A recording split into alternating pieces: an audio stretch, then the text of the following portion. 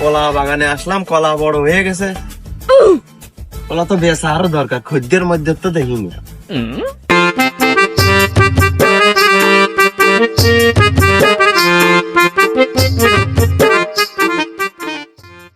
কলা তো ভালো বড়ই হয়েছে, তা কলা কি বেচবা নাকি গো?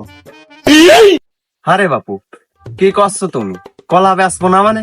খদ্দের পালেই বেচবো। अच्छा। তা বাবু, কলা দাম কত কও তো দেখি। নেওয়া যায় নাই, দাম দর করো। ওই দিয়ে নে, কাইত প্রতি 500 করে দিয়ে নে, তাতে আমারও লস না হয়, তোমারও লস না হয়। কি?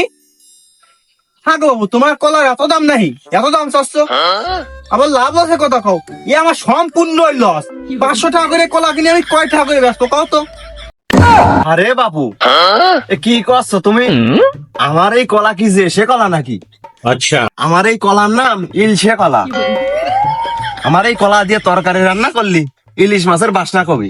আত্মীয় স্বজন আসলে রান্না করবা, ইলিশ মাছ কিনা লাগবি না তোমার। তা কি জানো? আমার ইলশে কলার কথা কলি পারে, এই কলা তোমার ডবল দামে বিক্রি করতে পারবা।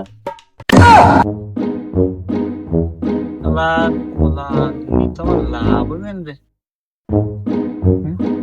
কলা দামেও ঠিকই হবে, যেহেতু ইলিশ মাছের বাসনা কয়, এটা কলা নিতেই হবে। আগো বাবু, তাহলে কলা সবগুলো আমার দাও, আর কয়টা নেবা? এই যে বায়না নাও, কত নিবা?